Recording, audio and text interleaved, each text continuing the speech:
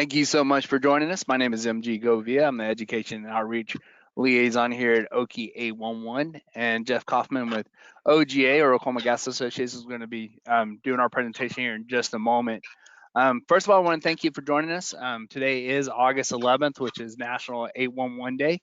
It's a day that all the one call centers across the nation promote contacting them before doing any digging. And one thing that we wanted to do here at Okie 811 is take this day to kind of shift our training. You're going to learn excavation, safe excavation and damage prevention from us year round. We know that. That's our focus and that's our wheelhouse.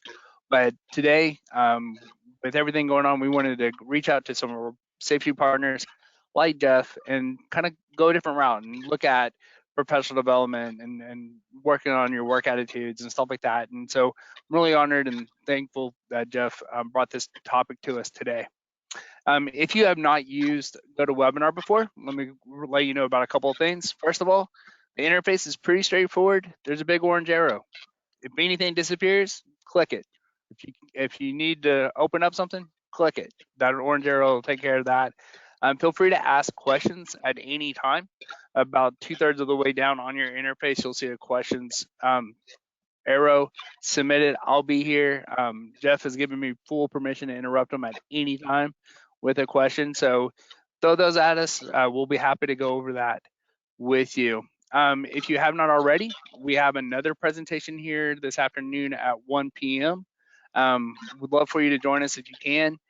That will be over multi-generational diversity in a workplace. A lot of good information coming from our friends at Energy WorldNet up at 1 o'clock today. And then also, one more shameless plug. OK1 has put together a beer. So if you are in Oklahoma, you can actually go to your liquor store and ask for some 811 Pilsner to be in the store. It should be $8.11 for a 4-pack. It's pretty delicious. This is empty, but that's a secret. So go and ask for that 811 Pilsner. On each can, there's also a QR code that will take you to a contest or sweepstakes entry form to possibly win $811. So good beer, an opportunity to win $811. So with that, I'm going to turn it over to Jeff. I'll let him introduce himself and his topic and get his promotions out of the way as well. Jeff, thank you so much for joining us, and I'm looking forward to your presentation. Thank you, MG. Thanks for having us, and thanks for inviting me. And I'm going to go ahead and turn my webcam off because I do have a face for radio. So hopefully I go away now. My name is Jeff Kaufman. I'm the Director of Communications for the Oklahoma Gas Association. And I'm also the Director of Communications and Professional Development for the Oklahoma Municipal Alliance. We serve municipal utilities across the state in a variety of areas. Our big partnership here is with the Okie 811 folks is obviously through the Oklahoma Gas Association. Just a couple of things that I want to promote this morning. The Oklahoma Gas Association, we're holding our annual conference October 4th, 5th, and 6th in Norman. We're going to have all the registration information available really pretty soon, hopefully next week. So look forward to that. We're going to have a really great and are planning for an informative in-person conference in Norman. I'm also pleased to announce, tentatively 99% sure that we will be hosting a webinar event November 16th. And I'm also pleased to announce that we are expecting the one and only Susan Bowl, who is the Director of Okie 811, to be giving a briefing on House Bill 2028. That is the bill that changes, minor changes in terms of how Okie 811 operates. So we're excited about that. We're going to nail down a few details with Susan and our board and look forward to that here in a few weeks also. So thank you for being with us today. I'm excited about the topic. Hopefully we all can walk out of here with something of value and or learning something or taking something away. And what I believe about what I'm allowed to do is is we're going to talk about a lot of things that you may already know. However, I often think about these sessions like a flower bed at a home, and every so often we want to just look at that flower bed and we want to clean all those weeds out and we want to put new mulch in and we want to maybe put a new bush in and take an old one out. So the foundation is already there. We're just kind of maybe going to re-rake some stuff, maybe make a little bit of change or something like that, and then we're going to move on about our day. So, oops, wrong button. I clicked the wrong button. So sorry, here we go. So let me start with this basic premise, and I hope we can all agree that stuff happens. Stuff happens to us every single day. And let's also agree that people do dumb things. People do really dumb things. And sometimes stuff happens because people do dumb things. Sometimes stuff just happens. Sometimes people do dumb things. And sometimes it's A plus B equals C. So in our time together, our conversation, I'm going to try to explore things that we can control and cannot control. And then maybe you will walk out here with some simple tips and strategies on how we really focus on the important things and obviously the things that we can control. As MG said when we started, if you have a question, use the dashboard and MG will jump in, or we can answer questions at the end of the session. So let me give you a couple of quick disclaimers. Number one, everything that I'm going to talk about today may be simple, but not easy. It is really easy to be in front of a computer in your office and in my office and go, hey, don't worry about that. You can't control it. My door's closed. The whole world out there is doing whatever they do, and I can control this. So these things may not feel easy, but if we slow down and we think about where we are and what's happening with us, we may find that they're actually simple. Dirty little secret time, dirty little secret time. Whatever we talk about today, we can use it at work and outside of work. Because when I think someone chooses a journey or decides that they want to try to focus more on what they can control, it makes sense to do it 24/7. If we build the strength at work, why wouldn't we take it home? Or if we find starting at home is easier and bringing it to work, why wouldn't we behave that way all the time? And lastly, I'm human. I'm human. I have things happen to me every day, and I struggle with this also. For example, this morning I was getting breakfast, and I will say I was at Chick-fil-A. I do not get paid by them. And I was sitting one car behind the window, and the woman up front had a cup handed to her. She handed it back. They wiped it off. She handed it back. She wiped it off. It must have gone on for like 5 hours. Apparently, the cup wasn't clean enough. Wow, I can't control that. What am I going to do? I have emotions. I have feelings. What am I going to do? So when MG asked me to do this, I started thinking about this topic, and I've been thinking about it for a while. And I also do professional development sessions for the OMA, and I'm thinking, how do I build this into a session? And while I was thinking about this session, I started seeing an event in the headlines. And this event was creating fear and uncertainty and doubt across the land. And people were angry and people were confused. And it was going to impact our families and our lives. And what were we going to do? And of course, I'm talking about OU and Texas leaving the Big 12 conference. What are my OSU friends going to do? What's going to happen? Within the first 72 hours of the announcement of the intent, when the story leaked, I had friends who were outraged or confused, and I had OU friends who were angry, and I had OSU friends.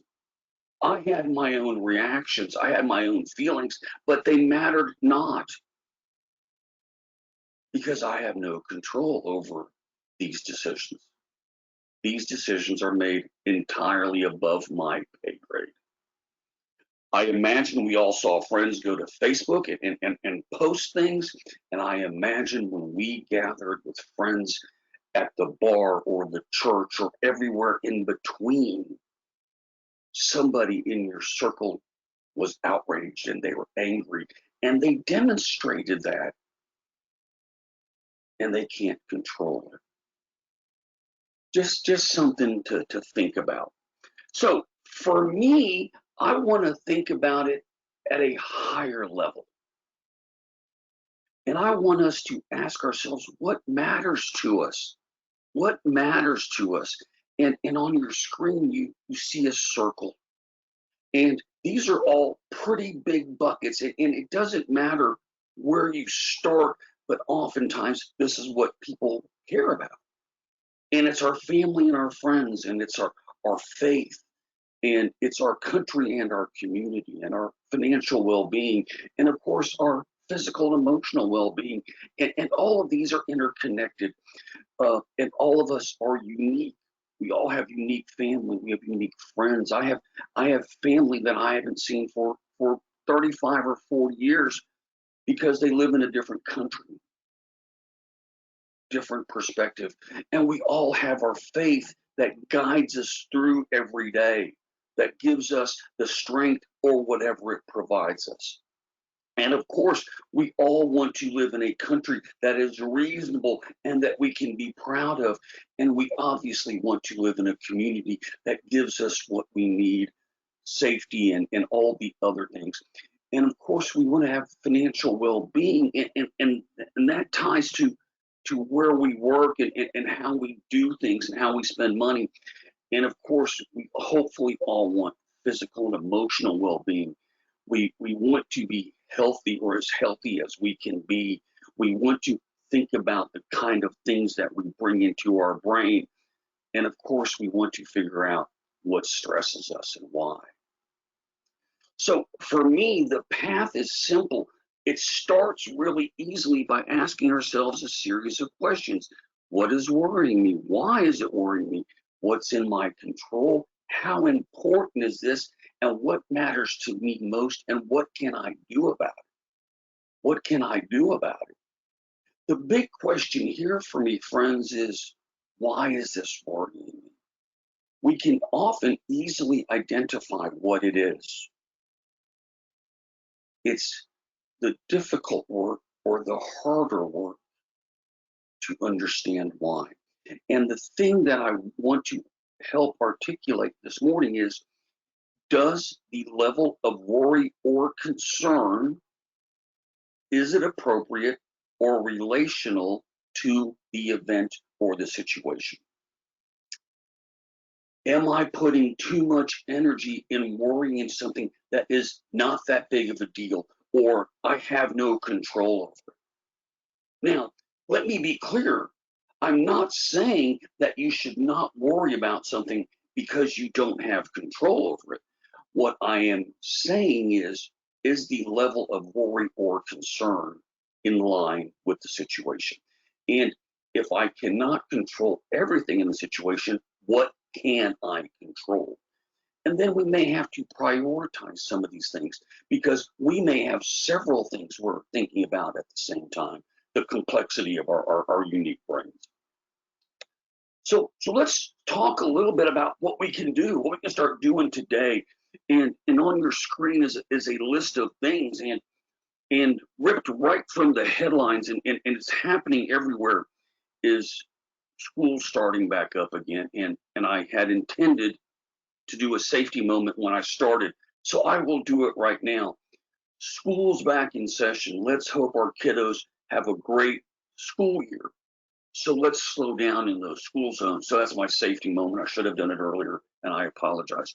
But as our kids go to school, and whether you were a student or if you have kids, I'm going to lay down an example that hopefully resonates and we all can get it. I have an 18-year-old who's going to be a senior in high school, and his name is George. And I know what I want for him, and I know what I expect from him. And basically, I'm talking about grades. I'm not talking about whether he's if he's a starter or a varsity golfer or junior varsity. I'm talking about his academic performance. And the first thing I have to ask myself is, what can I control? I cannot control what he does at school 5 days a week. I cannot control how he behaves in the classroom because I get to come to work. I also get to pay attention to what I think or what I feel about this, right? And sometimes in this particular scenario, my thoughts and feelings are different than his. And I have to understand how I navigate that, right? And what's interesting about George is, if you'd asked me how George was going to do grade wise last spring, I just said, man, he's not going to do really very great. And he ended up landing with all A's and a C. In the last few weeks, he's a deadline guy, right? Dad was stressed. Focus on the present. What is happening today? For me, in this example, I don't have to look at past performance or look forward. I don't have to think, oh my God, if he fails chemistry, he's not going to get into Harvard. Harvard's already off the table. At the end of the day, whatever he does this fall in high school will be what it is, and he will navigate what happens next as any of us have in our lives. Sometimes we need to take action for change. If his behavior is outrageous or an indicator of not meeting my expectations, maybe I need to change how I interact with him. Which of course leads to, what can I influence? What can I influence? So again, how can I influence them? How can I influence? What can I do on a regular basis to help educate and help them understand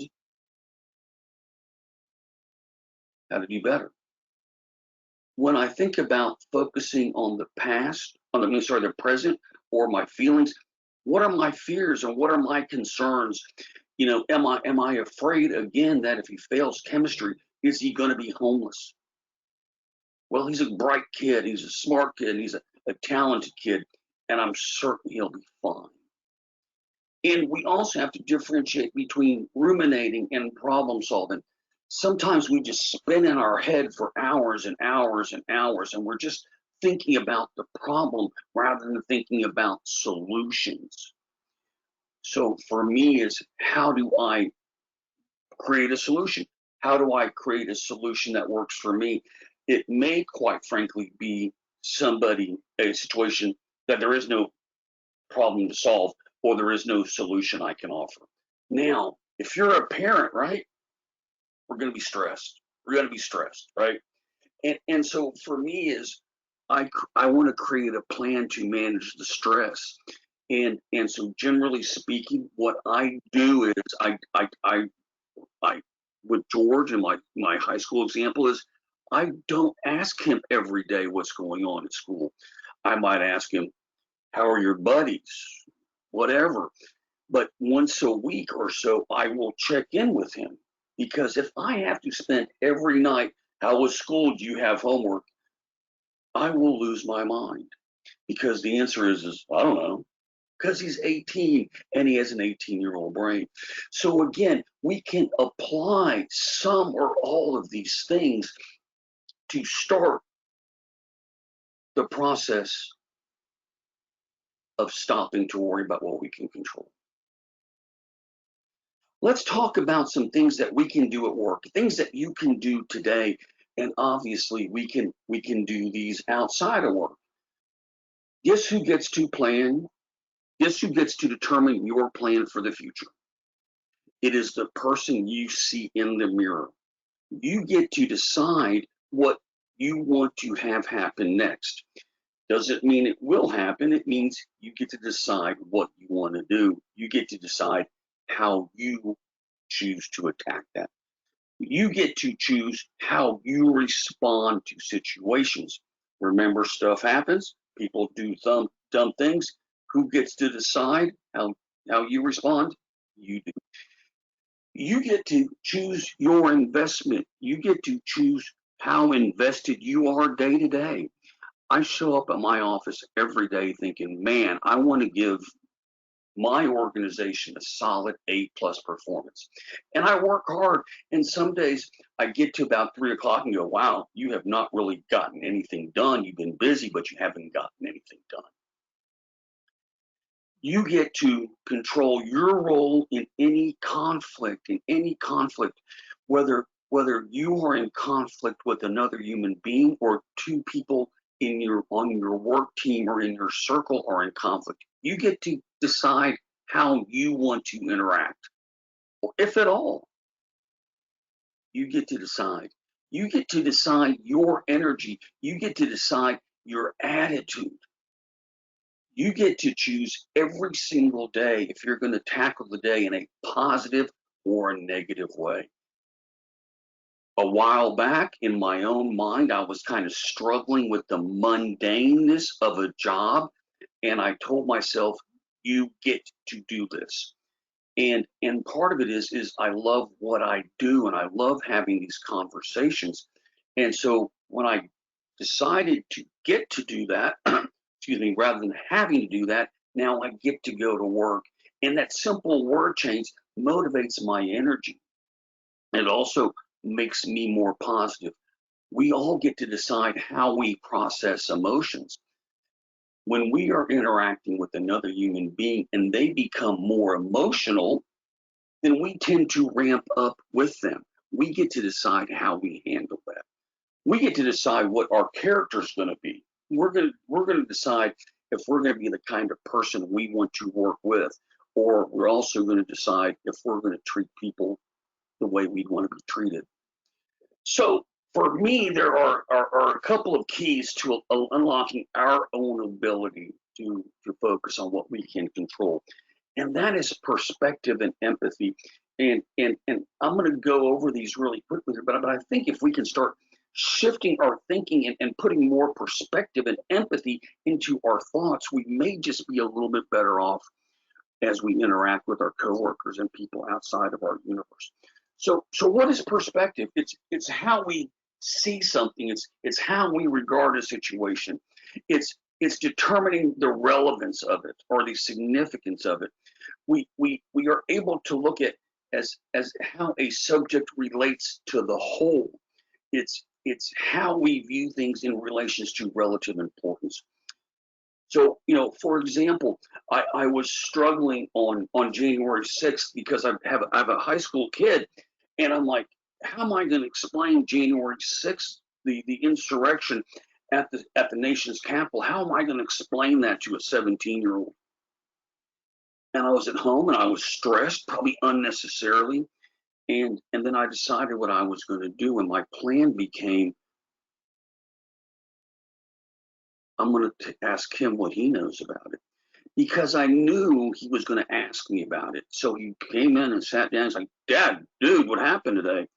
And I said, what do you know? And then I was able to listen to what he knew. And as an adult, I was able to correct mistakes. And then I asked him, and then his general opinion was, wow, that was really, really dumb.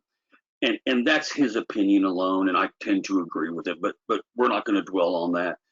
But then I asked him this: what would make you do something like that? And he's like, I don't know. The question was designed to help him have perspective, to see the other person's point of view. So in our own world is how do we shift perspective? When we do something and somebody has a comment about our performance or how we do the job, is this failure or feedback? Sometimes it feels like failure because we're really bad at giving feedback. It often looks like you have to do something. But if we take away the delivery and ask ourselves, what are they trying to tell us? Oftentimes we have really, really good information. Can you find gratitude today? I don't know about you guys, but I'm thankful for a lot today. And I will tell you, somebody who's very smart told me once upon a time that work is a 4-letter word and your dream job is still a job. I also know that while my life isn't perfect, it's pretty doggone good. What is your current situation preparing you for? What does the actions or work you do today lead to the next step? So if you're new in your career and you want to grow within the organization, are the things you're doing today giving you the skills to take on a bigger role?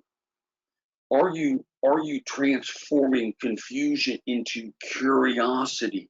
And and what I mean by that is, are you simply staying confused, or are you trying to learn? Are you trying to clarify? Sometimes, man, we just got to let it go. We just got to let it go. And letting it go doesn't mean you don't care. It just means we're not going to turn gray over this. I'm gonna turn gray regardless, but I'm not gonna turn gray over this in this event or this incident. And sometimes we simply need rest. We simply need to go to a place where we're getting good, solid rest. If you go back to physical well-being and emotional well-being, you think about exercise and diet and the information you bring in, but you also think about rest. Are you getting good sleep? So here's some things that I think about in terms of how one gains new perspective. Ask for help. If you are struggling with something and doing it over and over again, oh, that's the definition of insanity, doing something over and over again and expecting different results. We may need to ask somebody, hey, I've been trying to figure this out. It's not working. They have a different perspective, right? Sometimes we simply need to walk away. And when I say walk away, it doesn't mean walk away forever. It means walk away for a period of time. If there's a situation or a problem that you can't figure out, maybe you need to go do something else for a while and then come back with fresh eyes. And you may or may not be starting over, or you may start to where you begin. Sometimes you need to throw out everything you've already done and start completely over. And that's okay. Sometimes we need to overhaul our routine. Uh, Years ago, I started doing this thing, and people think I'm random. I often will take different ways to work, to and from work. So there's the easy way, there's the logical way, and then there's my second way, and then there's my third way. But for me, sometimes it's changing the routine, changing what I see, changing those kind of things. Are you broadening your horizons, and this comes out in the idea of learning new things, breaking out of a two-dimensional view, or are you expanding your view? Are you seeing all the moving pieces? Are you looking at it in 3D or three dimensions? Are you anticipating? Are you thinking? Are you processing? Are you stepping back and looking back into? And sometimes if you're a supervisor or a boss, you may need to ask someone else to take the lead on a project, something else. This is how we gain new perspective. So, what is empathy? What is empathy? So, when we think about perspective, it's how we view something or someone's, or sorry, perspective is how we view something. Empathy is how we feel and understanding how someone feels. So for me, it is the old saying of walk a mile in my shoes or walk a mile in my boots. It's when we understand and are aware and are sensitive to people's feelings and thoughts and experiences. It means that we're able to see their emotions coupled with the ability to imagine what they might be thinking or feeling. So the way I think about this is people we spend a lot of time with, your coworkers, your spouse or friends outside of home, is you kind of figure out how they will react to whatever situation you have. So number one is you can rethink how you approach the situation, or you can try to understand where they're coming from. They might have a different background. They may be a different educational level. They may have grown up in urban Oklahoma versus rural Oklahoma. What's their background? And we don't feel sorry for them. We understand where they're coming from. We understand, wow, we're all just different, and we all may not see it the same way. So again, how do we gain empathy? How do we increase our understanding? Well, we cultivate curiosity. We ask questions. We open ourselves up to, hey, I want to know more. I want to know more. Shameless plug, MG Govia has produced a beer for Okie 811, available at liquor stores all over the state for $8.11. There's a QR code with the possibility of winning $811. So, shameless plug, MG, you're welcome. Now, I don't drink beer. I haven't drank beer in a long time. I know nothing about brewing. I know nothing about the brew pub business or anything like that.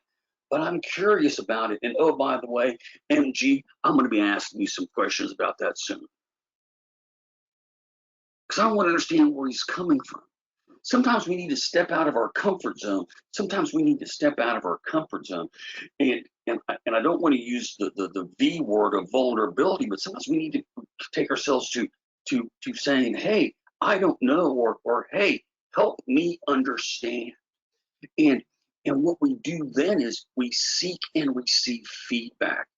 And you ask, hey, I don't understand, or how am I doing? And then what we do is when they give feedback, we start to understand what their perspective is, hey, I thought I did a good job. What did I do wrong? Well, from how I see it, well, that's their perspective, and it's also feedback. On gaining empathy, we want to examine our biases. What is our bias? My favorite and at the same time least favorite bias is confirmation bias. And I will simply use that one as an example. And simply what that means is confirmation bias is when someone decides what they believe or what they think, and then they go find arguments to support it. So anybody who's posting stuff on Facebook about anything at all has already decided what they believe. And trust me, the internet has plenty of resources to support their position, regardless of how good or bad it is. Again, walking in someone else's shoes, where are they coming from? What's their perspective? I have the privilege of traveling all over Oklahoma for OMA, and I'm in Marlow tomorrow, and I'm in Frederick tomorrow, and I'm a urban Oklahoma City kid. I mean, I'm wearing khakis and a golf shirt, and these are guys that do great hard work, and whether it's in a water system or an electric utility, or they're the people who get yelled at every day because of the utility billing. I have to be able to walk in their shoes. I have to try to relate to them. And we do that by having sometimes difficult and respectful conversations. We gain empathy by having difficult, respectful conversations. And we also recognize that a healthy, respectful conversation is good. When does it get bad? When it goes from conversation to discussion, to debate, to argument. Are we regulating ourselves? And then read widely. Learn new things. I'm an odd individual at best. I'm average at best. And so a friend of mine was telling me about an audio book that he listened to, and I decided to download it. But he told me, hey man, it's long. It's 8 hours. And I'm like, well, I just finished a book that was 20 hours. And I'm not saying I'm smarter than anybody else, because again, I'm average at best, but I'm reading widely. I'm trying to learn more about my world. I will bet $1 that somebody in this audience thought they were going to see this today. Man, we see this all over the place. I don't know who created it, and I don't know if I like it. It's simple. It's pretty easy, right? But here's my take on this. I think it's going to depend. I think this is a too simple approach because there's a lot of things that matter to me. There's a lot of things that I can't control, but what should I focus on? And so according to this, it's a pretty small sliver, right? And let me tell you what my personal headlines today, right? So in Oklahoma City, Youngstown area, there are army worms, and army worms are a small 3/4 inch worm that can destroy a yard in 24 to 36 hours, right? I haven't seen any yet, but my yard matters to me, right? I can also not control if army worms show up. So in this theory, there's something that matters. There's nothing that I can control, so the circles don't interact, right? But what did I do? I mow, I edge, I do all that stuff. However, I don't put my own chemicals on my yard. I use a company called Weed Man because I think that's really funny. But what I did this morning was I didn't look at these circles. I called Weed Man and said, hey, what's the deal? What's the deal with these little bitty critters that are destroying yards? What do you think I should do? Because even though I cannot control them, I can control how I prepare for them. It's no different than in Oklahoma, we know we will have a tornado season. Doesn't mean I'm ready. I'm not ready, but it means that if on Tuesday they talk about potential tornadic activity on Thursday, maybe I clean out my storm shelter, right? It's thinking about going beyond the simple thing. I want to wrap up with a couple of big thoughts. And I know I've been talking for about 40 minutes here. And really what I want to do is, if you take nothing else away from this conversation, I want you to think about these two final thoughts. And again, obviously the things we can control and focusing on those kind of things. But number one is we can talk about the spilled milk all day long. And the old cliche is don't cry over spilled milk. Well, I have expanded that. So we can talk about spilled milk all day long, or we can get a towel. And coming back to the idea that stuff happens and people do dumb things, we get to decide how we react. And the spilled milk is an example of the problem or the situation. And we can complain, we can sit in it, we can put up with it, we can tolerate it, we can live with it, or we can get a towel. And the towel is an action or a solution. We have choices. So again, you get to decide this. You get to decide this. And lastly, when we think about interaction with people or events as they happen, I want you simply to consider this. How much time are you spending between the event or the situation and your reaction? So what this means is, can we put more time between the event and our reaction? So everybody's in front of a keyboard, so play along with me. Everybody is going to turn off their webinar and they're going to open their email and they're going to have an email from their boss that makes them angry. It happens. He was short-sighted, he did something, whatever it is. It has created anger or frustration or whatever. And so what we want to do then is we want to put our hands on the keyboard and we want to start firing back, and we're typing and our fingers are on fire and there's lightning blowing out of our ears. No. Maybe we read the email and say, that makes me really mad. And I don't think he needs a response in 2 minutes. And I think this can wait till after lunch. And then you come back. Hopefully we all can agree that after lunch, we're going to be in a better headspace. Slow down. Think about the situation or the event and the time between our reaction. I just counted to 6 in my head.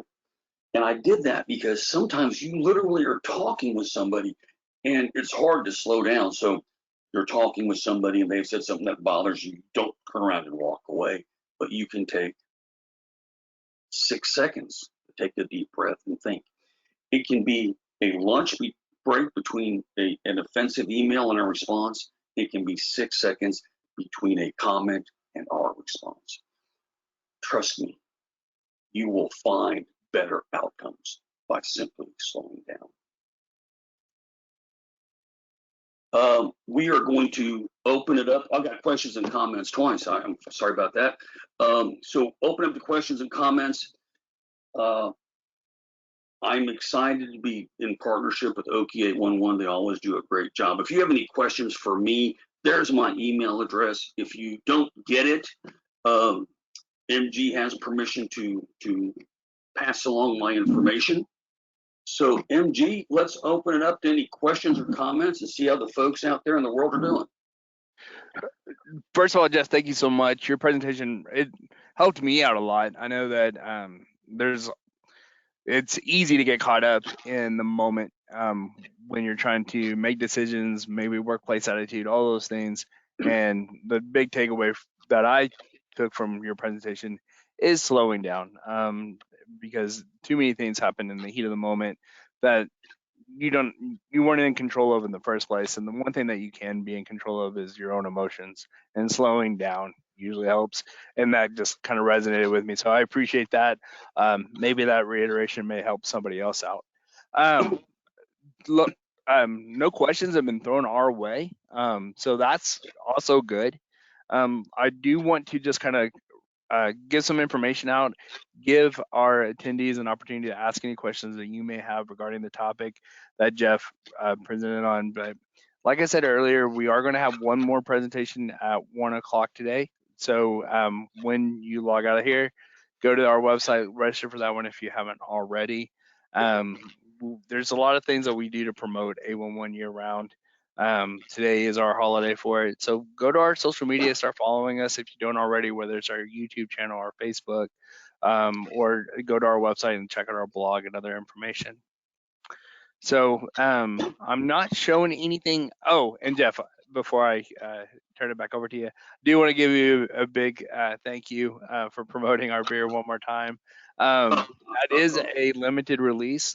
We produced just a little bit over 2,000 cans that we put out into the market. And so if your local liquor store does not have the beer on their shelves, just ask them to order it. It's called A11 Pilsner. So thank you for that from promo just a moment ago, Jeff. So is there anything that you want to share with us to wrap things up? No. Again, happy 811 day. I'm sorry I did not get you a present or a card. I went to my Hallmark store and couldn't find the Oki 811 cards. We're working on that for next year. My Oki 811 tree is still up from last year. That's kind of how I roll. I appreciate that. No, I appreciate the opportunity to have this conversation. I know it may be a little bit different than some of the other Oki 811 stuff you present. I hope the audience out there, there's what I call some stickiness. And what I mean by that is something sticks that they can walk away with. And again, I think those sort of last couple of bullet points of deciding how we're going to react to a situation and moving through it, and of course slowing down are the keys. And like I said, if you take nothing else away from today's time together, that's what I would hope you walk away with. Thank you again, Jeff. If anybody is reaching out for us, you can. Jeff's email is right there. It's pretty straightforward. The recording of this will be sent to your emails tomorrow, or you'll be able to find it on our YouTube, so you can always fast forward to get to his email. Or if you have a great memory and easy words, like education@oki811.org is my email address, and I'll be happy to pass on any information over to my good friend Jeff. So with that, thank you so much for spending part of your 811 day with us. We look forward to seeing you in our next webinar. If not, then hopefully soon after that. Thank you so much for everything you do to keep Oklahoma safe. Y'all have a great day. Bye. Be safe out there, y'all.